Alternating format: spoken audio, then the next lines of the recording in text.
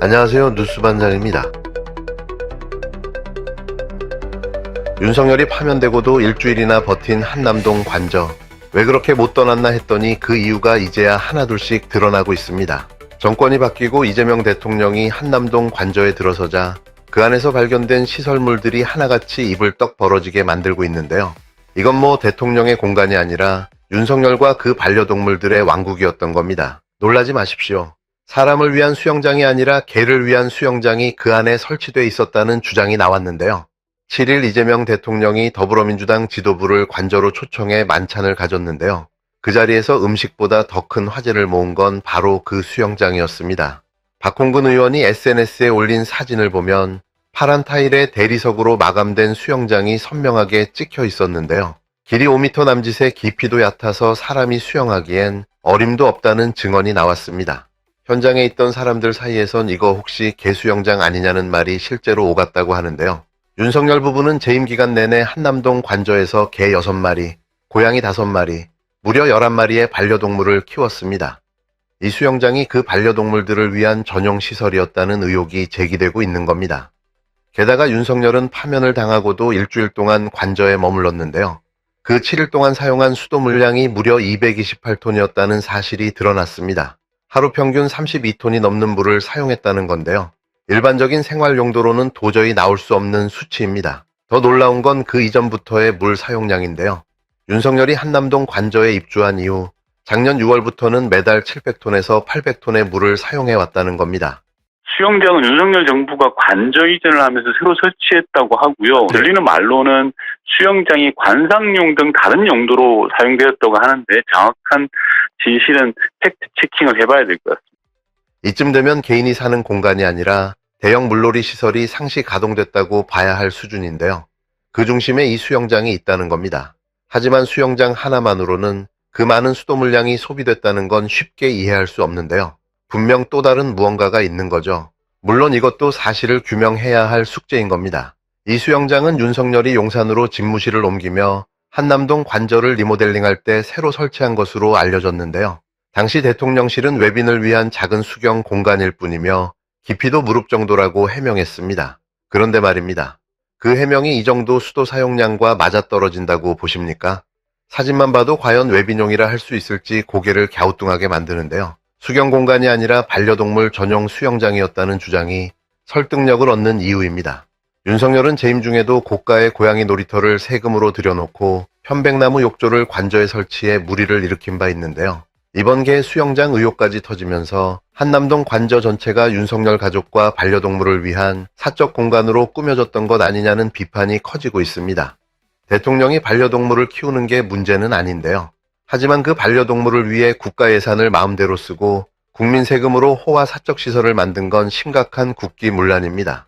윤석열은 처음부터 국민을 위한 대통령이 아니라 자신과 가족, 동물만을 위한 권력자처럼 행동했는데요. 한남동 관저는 국민의 공간이지 개와 고양이를 위한 궁궐이 아닙니다. 이제 이 문제는 관저 게이트로 불러도 부족함이 없는데요. 대통령 관저를 사적으로 유용했다면 특검을 통해 진실을 반드시 밝혀야 합니다. 윤석열이 사적으로 사용한 수천 톤의 물, 고가사치품, 동물 전용 시설이 모두 국민 세금으로 조달된 것이라면 이는 단순한 도덕성의 문제가 아닌데요. 형사처벌로 이어질 수밖에 없는 중대 사안입니다. 국민은 대통령을 뽑은 거지 반려동물 왕국의 주인을 뽑은 게 아닌데요. 대한민국의 주인은 개도 고양이도 아닌 바로 국민입니다. 그 진실을 밝히는 일 지금부터 시작입니다. 안녕하세요. 휴일에도 잘 많이 쓰십니다. 오는데도. 네. 강유정 대변인입니다. 국민과의 소통과 경청을 최우선으로 하는 이재명 정부의 국정 철학에 발맞춰 대통령실 브리핑룸 시스템을 개선하고자 합니다. 대통령과 언론과의 소통 현장을 다양한 각도에서 생생하게 전달하기 위해 카메라를 4대 추가로 설치할 예정입니다. 대통령실 대변인과 관계자들만 비추던 기존의 일방적인 소통 방식에서 벗어나 기자 여러분이 질의하는 모습과 현장 상황을 쌍방향으로 생생하게 전달하겠습니다. 이는 국민들의 알 권리와 브리핑 투명성을 높이자는 이재명 대통령의 제안에 따른 것으로 계약 발주와 카메라 설치를 거쳐 6월 중순 이후 시행될 예정입니다. 이상입니다. 새롭게 변화되는 이재명 정부의 소통 방식. 어떻게 보면 이것도 또 하나의 언론 개혁일 텐데요. 기발한 발상과 아이디어가 또 한 번 수구극우 언론의 허를 찔렀습니다. 이런 게 바로 대통령실 브리핑의 정석인데요. 이제서야 제자리를 찾은 셈입니다. 그동안 대통령실 브리핑은 일방적인 통보식에 불과했는데요. 대변인 혼자 마이크 잡고 브리핑하고 끝나는 구조였습니다. 브리핑 이후 기자들과 어떤 질의응답이 오갔는지 또 누가 어떤 질문을 했는지는 국민이 알 길이 없었는데요. 이제는 완전히 달라졌습니다. 이재명 대통령이 대통령실 브리핑 시스템을 전면 개편하겠다고 나섰는데요. 대변인과 기자 간 질의응답 과정까지 전부 생중계하겠다는 겁니다. 기자가 어떤 질문을 하는지, 그 내용과 얼굴, 그리고 어느 언론사인지까지 정확히 국민 앞에 드러나게 된 겁니다. 그동안 대통령실 브리핑에서 나왔던 질문들을 보면 질문이라 부르기도 민망한 경우가 많았는데요. 말꼬리 잡기, 인신공격성 질문, 왜곡을 유도하는 질문들이 반복됐습니다. 그런데도 그 질문을 누가 했는지는 공개되지 않았는데요. 익명 뒤에 숨어 특정 목적을 가진 질문을 던지고 그걸 또 왜곡 보도해 국민을 혼란스럽게 만드는 구조였습니다. 이제는 그런 일들이 쉽지 않게 된 거죠. 기자가 질문을 한다면 그 수준과 내용, 의도를 국민 앞에 고스란히 드러내야 하는데요. 이는 기자 개인의 책임을 동반하는 방식입니다. 말도 안 되는 질문을 얼굴까지 공개하면서 던질 수 있겠느냐는 거죠. 이는 곧 기자들의 질문 수준을 높이는 계기가 될 텐데요. 동시에 가짜뉴스 생산의 빌미를 원천 차단하는 효과까지 있는 겁니다. 더 이상 익명 뒤에 숨은 조작은 불가능해지는 거죠. 이런 발상, 도대체 누구 머리에서 나온 걸까요? 강유정 대통령실 대변인은 이재명 대통령의 제안이었다고 밝혔는데요. 실제로는 친명 커뮤니티에서 이미 제안되었던 아이디어가 대통령에게 전달됐고 이재명 대통령이 이를 기억해뒀다가 실행에 옮긴 것으로 보입니다. 국민 제안을 경청하고 실제 정책으로 반영하는 소통의 리더십이 현실화된 셈인데요. 이게 바로 국민을 섬기는 정부의 자세인 거죠. 대통령실은 이를 백악관 방식이라 설명했는데요. 브리핑을 하는 사람과 질문하는 기자를 동시에 카메라에 담아 어떤 질문이 어떤 기자에 의해 나왔는지를 국민이 그대로 확인할 수 있게 하는 겁니다. 말 그대로 투명한 쌍방향 소통이 가능해지는 구조입니다. 대통령실은 8일 카메라 4대를 추가로 설치해 질의응답 장면까지 생중계하겠다고 밝혔는데요. 강유정 대변인은 이 조치가 이재명 대통령의 국정 철학인 국민과의 소통과 경청을 반영한 것이라고 설명했습니다.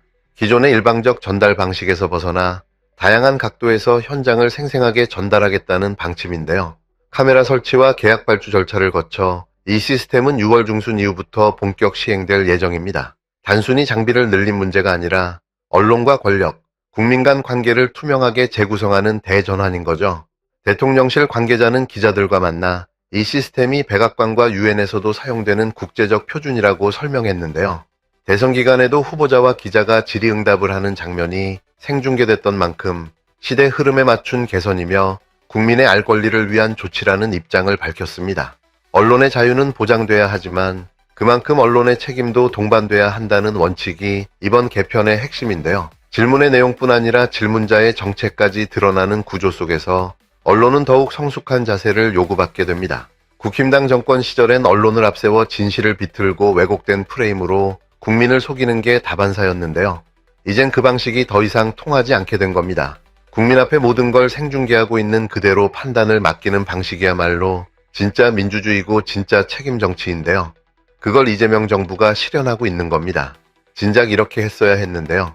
이재명 대통령이 마침내 그걸 해낸 거죠. 얼굴 없는 공격, 왜곡된 질문, 가짜뉴스의 출처를 국민이 직접 확인할 수 있게 된 지금, 대한민국의 언론 환경은 더 이상 과거로 돌아갈 수 없는데요. 이게 바로 국민을 위한 개혁이고 언론을 위한 진짜 소통입니다. 정말 통쾌합니다. 안녕하세요. 오늘 당신께서 보내주신 자료들을 좀 보면서요.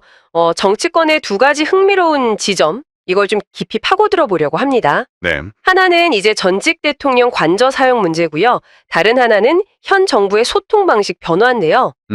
그렇죠. 이게 좀 복잡해 보일 수도 있는데 저희가 핵심만 쏙쏙 뽑아서 당신께서 이해하기 쉽게 정리해 드릴게요. 바로 시작해 볼까요? 네, 좋습니다. 보내주신 자료를 보면 딱 대비되는 두 가지 상황이 눈에 띄어요. 네네. 하나는 이제 과거 권력의 공간 활용, 여기에 대한 의혹 제기고, 다른 하나는 현재 권력의 소통 방식을 바꾸겠다는 발표죠. 맞아요. 각 사안의 그 구체적인 내용이랑 배경, 그리고 이게 왜 지금 주목받는지 그 맥락을 좀 짚어보겠습니다. 좋습니다. 그럼 먼저 한남동 관저 이야기부터 좀 풀어볼까요? 네. 이재명 대통령이 입주하면서 그 전임자, 윤석열 전 대통령 시절의 관저 시설물 관련해서 의혹이 나왔어요. 네, 그렇죠. 그 수영장 문제. 맞아요. 특히 그 새로 설치된 수영장이 핵심인데 자료를 보면 이게 뭐랄까 사람용이 아니라 혹시 반려동물용 아니냐 이런 주장이 나왔다는 거예요. 네, 박홍근 의원이 사진을 공개했죠. 네, 그 더불어민주당 의원이요. 공개한 사진 보니까 길이 5m 남짓에 깊이도 좀 얕아 보였고 그래서 실제 사람이 수영하기엔 좀 부적절해 보인다? 뭐 이런 증언도 있었다고요. 맞습니다. 그리고 그 주장이 좀 설득력을 얻는 배경에는 윤석열 전 대통령 부부가 재임 중에 반려동물을 꽤 많이 키웠다는 사실이 있어요. 아, 그랬었죠. 몇 마리였더라. 개 6마리, 고양이 5마리. 그러니까 총 11마리였죠. 와, 맞네요. 게다가 이제 파면 이후에 한 일주일간 관저에 머물면서 쓴 물의 양이 이게 무려 228톤에 달했다는 기록이 있고요. 228톤이요? 일주일 만에? 네. 그리고 그 이전에도 월 평균 한 700에서 800톤 정도 물을 썼다는 점도 이 의혹에 좀 불을 지폈습니다. 월 700톤이요. 아니, 일반 가정집에서 그거 몇 년에 쓸 양 아닌가요? 정말 상상이 안 가는 양인데. 그렇죠. 당시 대통령실에서는 외빈을 위한 작은 수경 공간이다. 이렇게 해명을 하긴 했는데 글쎄요. 이 엄청난 물 사용량과는 좀 잘 연결이 안 된다. 이런 지적이 있죠. 그 해명이랑 실제 물 사용량 사이의 간극이 너무 크다는 거군요. 네. 그리고 과거에도 고가의 고양이 놀이터라던가 아니면 편백나무 욕조 설치 이런 걸로 논란이 좀 있었거든요. 아, 맞아요. 그런 얘기도 있었어요. 그래서 이번 수영장 의혹이랑 이게 맞물리면서 이 공적 공간인 관저가 너무 사적으로 사용된 거 아니냐 이런 비판이 좀 거세지고 있는 거죠. 그래서 관저 게이트 이런 말까지 나온 거고요. 네, 맞습니다. 소위 관저 게이트라는 표현까지 등장했고요. 물론 이게 다 아직은 의혹 단계고 정확한 용도라든지 비용 집행 내역 같은 건 좀 더 확인이 필요하긴 합니다. 그렇죠. 사실 확인은 꼭 필요하죠. 네.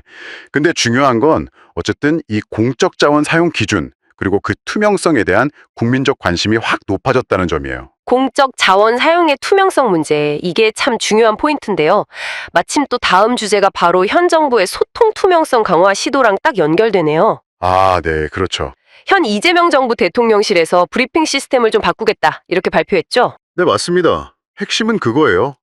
브리핑룸에 카메라 4대를 추가로 설치해서요.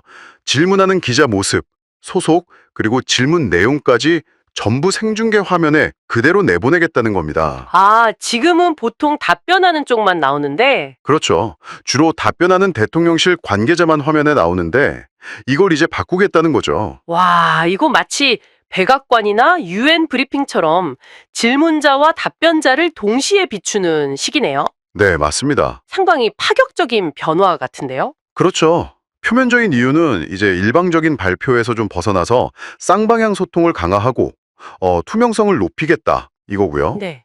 하지만 자료에 따르면 그 이면에는 좀 다른 목적도 있는 거로 분석이 돼요. 다른 목적이라면요? 뭐냐면 질문하는 기자의 모습이랑 소속, 질문 내용이 다 공개되면 기자들이 아무래도 질문의 질에 더 신경을 쓰지 않겠냐는 거죠. 아, 그리고 익명성에 기대서 사실을 왜곡하거나 아니면 확인되지 않은 정보를 퍼뜨리는 그런 소위 가짜뉴스 생산의 빌미를 좀 줄일 수 있지 않을까 이런 기대가 담겨 있다는 분석입니다. 듣고 보니 그러네요. 질문하는 기자 입장에서는 좀 부담스러울 수도 있겠어요. 자기 실명이랑 얼굴이 그대로 나가니까요. 그럴 수 있죠. 강효정 대변인, 그러니까 현 대통령실 대변인은 이 아이디어가 이재명 대통령 본인 제안이라고 밝혔는데요. 네. 일부에서는 또 친명 성향 온라인 커뮤니티의 아이디어가 반영된 거 아니냐 이런 추측도 나오긴 합니다. 아, 그런 배경도 있을 수 있군요. 네. 아무튼 이 변화는 결국 국민의 알 권리 신장이라는 명분하고 또 언론의 책임성 강화라는 목적, 이 두 가지를 동시에 추구하는 시도라고 볼 수 있겠습니다. 이게 언제부터 시행된다고 했죠? 6월 중순 이후에 시행될 예정이라고 하니까요. 실제 어떤 효과를 낳을지는 좀 지켜봐야겠죠. 네. 자, 오늘 당신께서 보내주신 자료를 통해서 전직 대통령 관저 사용 의혹, 그리고 현 정부의 소통 방식 변화, 이 두 가지 큰 흐름을 살펴봤습니다. 네. 어떻게 보면 하나는 과거에 좀 불투명했던 부분에 대한 문제 제기이고, 다른 하나는 미래의 투명성을 위한 어떤 시스템 변화 시도, 이렇게 볼 수도 있겠네요. 이걸 보시면서 리더십과 책임감, 뭐 이런 부분에서 어떤 연결고리를 좀 찾으셨나요? 결국 두 사안 다 책임, 그리고 투명성이라는 키워드로 모아지는 것 같아요. 책임과 투명성. 네. 한쪽은 공적 자원 사용에 대한 과거 행위의 책임 문제, 그리고 투명성이 부족했다는 의혹이고요. 다른 한쪽은 현재 이루어지는 소통 과정의 투명성을 높여서 책임성을 좀 강화하려는 시도인 셈이죠. 아, 그렇게 연결되는군요. 어떻게 보면 우리 사회가 리더십에 요구하는 투명성과 책임의 기준이랄까요? 그게 어떻게 변화하고 있는지를 보여주는 단면일 수도 있습니다. 기준의 변화? 네. 그러니까 과거의 기준으로는 뭐 그냥 넘어갈 수도 있었을 법한 일들이 이제는 중요한 논란거리가 되고 또 소통 방식 역시 훨씬 더 높은 수준의 공개성을 요구받는 그런 시대가 된 거죠. 네, 그러네요. 오늘 한남동 관저의 그 수영장 논란부터 대통령실 브리핑 시스템 변경까지 당신께서 주목하고 계신 두 가지 중요한 사안의 핵심 내용을 자료를 통해 깊이 있게 짚어봤습니다. 네. 이 자료들이 결국 우리에게 던지는 질문은 리더십의 공적 책임과 투명한 소통 방식이 왜 중요한가? 이걸 다시 한번 생각하게 하는 것 같아요. 그렇죠. 오늘 나눈 이야기들을 바탕으로 앞으로 우리 사회의 리더에게 어떤 기준, 또 어떤 소통의 모습을 기대해야 할지 당신께서 스스로 한번 질문을 던져보시는 건 어떨까요? 네. 아마 그게 이 자료들이 던지는 가장 중요한 화두가 아닐까 싶습니다.